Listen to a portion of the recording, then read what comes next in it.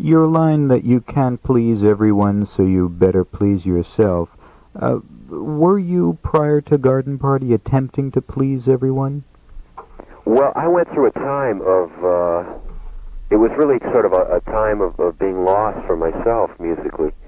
And thinking back about that, I guess I was trying to kind of please everyone, you know, thinking rather than what I should be doing first.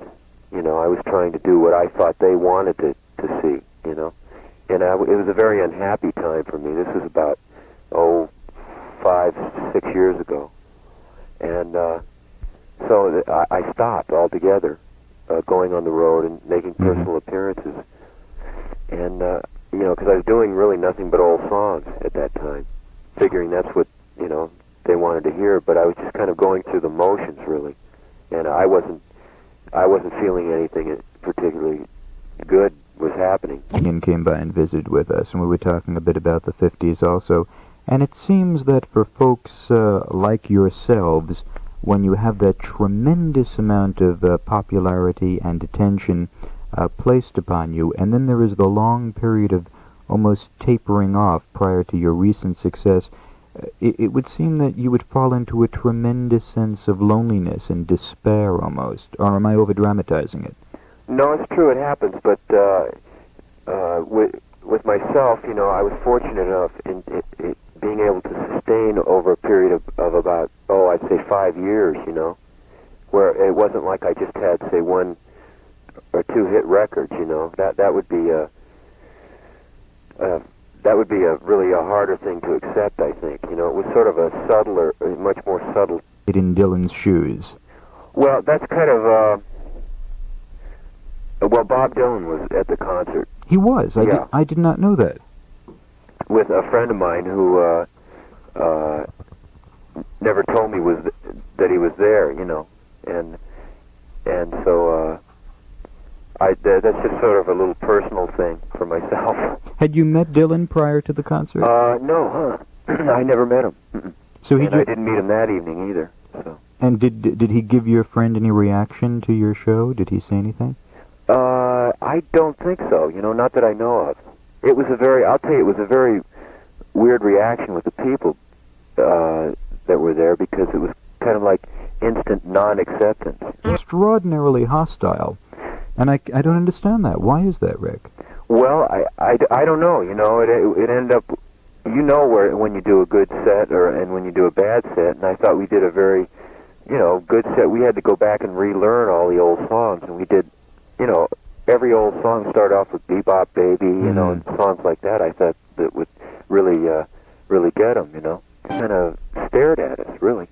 And then the only song that we did that I wasn't associated with was Honky Tonk Woman. Aha. Kind of thing started, which was kind of very frightening, and so I went right into Traveling Man as fast as I could. Fitting into their imagery of what Rick Nelson is supposed to look and sound like. Well, that could be. That could very well be, and that's what I would like to think it was. It wasn't that we played such a bad show, really, you know, because it was kind of like anything that we would play, they weren't about to listen to it. You keep most of your personal thoughts about such things as religion, sex, politics to yourself in an era when just about every rock star finds it tremendously necessary to have those thoughts shared with the world.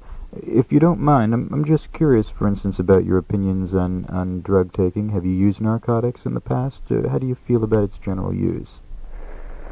Well, you know, I think they should legalize marijuana and stuff, because I think they should, and I think it's an eventuality that has to happen, because to take it out of the category of say hard drugs and things like that, and which, you know, a lot of people are very confused about. You know, in other words,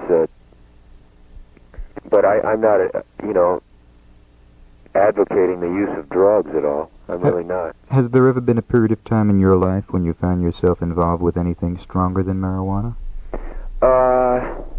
Not really, no. No, not really. I mean, I think everybody... No, I haven't. to be honest with you. If you had been of draft age during the height of the Vietnam War and had been drafted, would you have gone? Would you have left the country or gone to prison? That's a very difficult question to answer. I don't think I would have gone, but I don't know which, the alternatives aren't too good either. But I wouldn't have gone. I mean, I would have tried to, I really don't believe in killing people or killing anything, really. Did you vote in the last election? Yes, I did. Would you mind telling us for whom you voted? Well, yeah. This is. I voted for Dr. Spock, if you can imagine. You did? Yeah, I just didn't. I don't know. I didn't know who to vote for, Right. And I just couldn't get behind either candidate, really. I mean, totally. Interesting comments from someone who grew up in the living rooms of Middle America and who were no doubt pointed to as the all-American ideal young man.